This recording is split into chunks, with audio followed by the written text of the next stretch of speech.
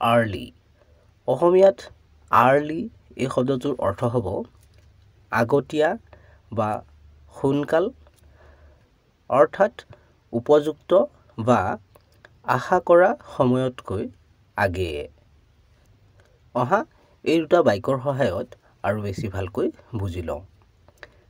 She arrived 5 minutes early for her interview. তাইৰ সাক্ষাৎকাৰৰ বাবে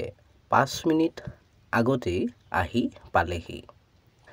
My father always gets up early to exercise.